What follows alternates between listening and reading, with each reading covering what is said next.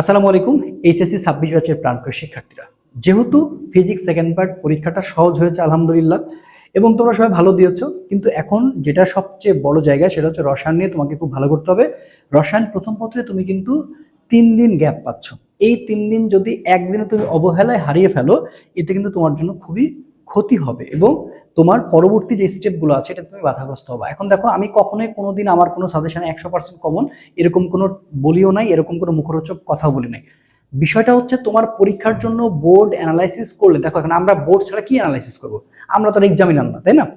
Board analysis করে তোমাদের রসায়নের টিচারের সাথে কথা বলে, আমি এখানে আরেকটা কথা বলি, আমি যে কথাগুলো বলবো, যে সাজেশনগুলো তোমাদের প্রোভাইড করব, এগুলো কিন্তু রসায়নের টিচারের সাথে বসে সুন্দর করে খসড়া করে তারপর আমি তোমাদের সামনে হাজির হয়েছি, তারপর আমি এগুলো বলতেছি। এবং এটার সাথে সাথে এই সাজেশনের ক্লাস প্রোভাইড করা, সেটাও করা হবে। সেটা আজকার পারছি না, সেটা হয়তো কালকে করবে ইনশাল্লাহ। কথাটা বুঝছো? এখন আসো ভাইয়া, এই যে টপিকগুলো তোমার পড়া উচিত, কোনগুলো তুমি ছাড়া উচিত, সেই জিনিসগুলো আমি তোমাকে বলে দিচ্ছি বোর্ড অ্যানালাইসিসের ভিত্তিতে।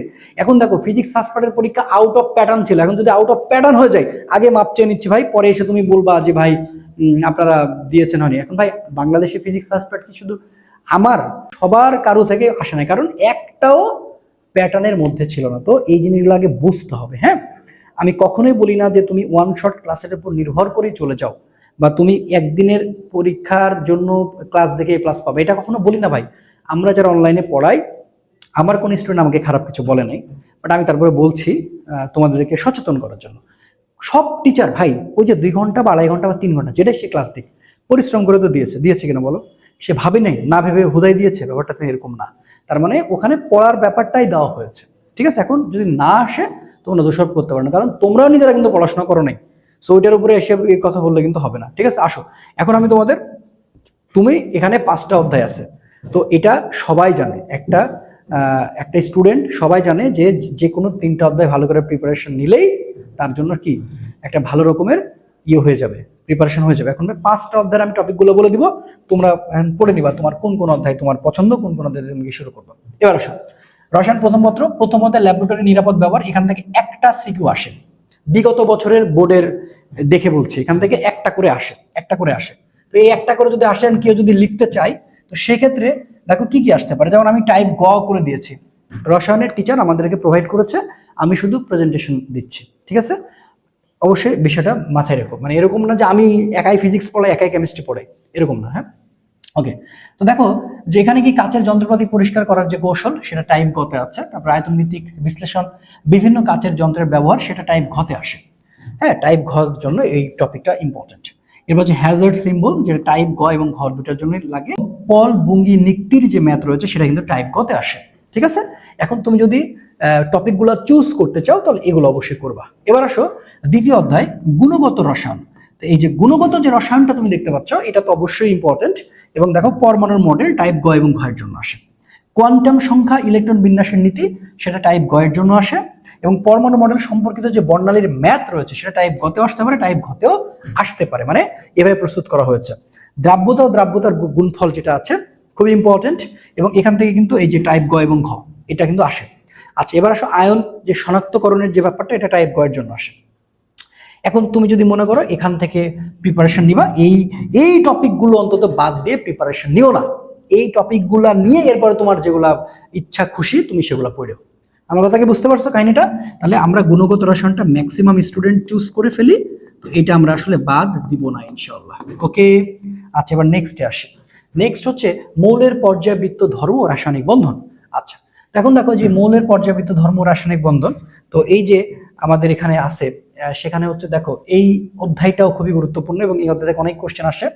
তো এখন দেখো কি বলা হচ্ছে, যে পি অরবিটালের মৌল সমূহের সাধারণ যে ধর্মাবলী রয়েছে, সেটা টাইপ গ এর জন্য সিলেক্ট করবা। অবস্থান্তর মৌলের যে বৈশিষ্ট্য আছে, সেটা গ এর জন্য আসে, ঘ এর জন্য আসে। পর্যাবৃত্ত ধর্ম, আয়নীকরণ শক্তি, ইলেকট্রন আসক্তি, তড়িৎ ঋণাত্মকতা, এটা কিন্তু টাইপ গ এর জন্য প্রয়োজন। এবং সংকরায়ন, খুবই সুন্দর একটা টপিক, যেটা গ এবং ঘ দুটাতেই থাকতে পারে। পোলারায়ন, সেটা টাইপ গতে থাকতে পারে। হাইড্রোজেন বন্ধন, সেটা টাইপ গতে থাকতে পারে, ঠিক আছে? তাহলে মৌলের পর্যাবৃত্ত ধর্ম ও রাসায়নিক বন্ধন, এইটা কিন্তু ভাইয়া মাথায় রাখতে হবে। এবার চতুর্থ অধ্যায়, রাসায়নিক পরিবর্তন। এখানে কিন্তু কেপি কেসির যে ম্যাথটা আছে, মানে খুবই গুরুত্বপূর্ণ। তাহলে শতকরা অ্যাটমিক ইকোনমি আছে, সেটা হচ্ছে টাইপ গ, এটা কিন্তু ম্যাথ চলে আসে, ম্যাথ। তো ম্যাথ যেহেতু আসে এখানে নাম্বার তোলাটা সহজ। এরপর হচ্ছে লাসাদিলিয়ার নীতি, এটা হচ্ছে টাইপ ঘতে আসে, ঠিক আছে ওকে।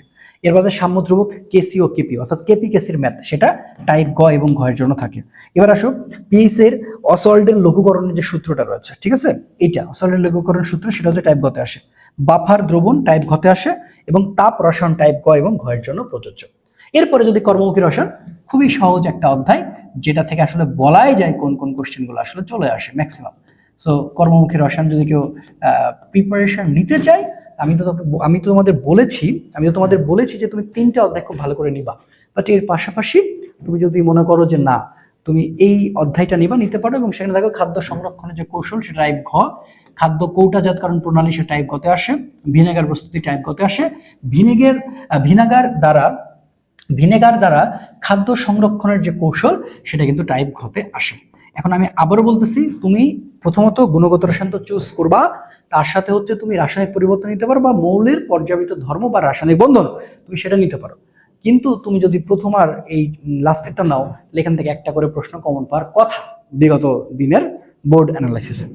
এখন সবাই ভালো থেকো, সুস্থ থেকো। তোমাদের যে সাজেশনটা প্রোভাইড করলাম এই টপিক অনুযায়ী ক্লাসটা আমরা খুব দ্রুত আপলোড করে দেবো ইনশাল্লাহ, ঠিক আছে। এবং জ্ঞানমূলক অনুধাবনের জন্য তোমাদের জন্য একটা পিডিএফ রেডি করে দিব। সো যতটুকু সাপোর্ট দেওয়া যায় আমার জায়গা থেকে আমি ভাই চেষ্টা করতেছি। ভালো থেকো, দেখা হচ্ছে পরবর্তী ভিডিওতে। আসসালামু আলাইকুম রহমতুল্লাহ।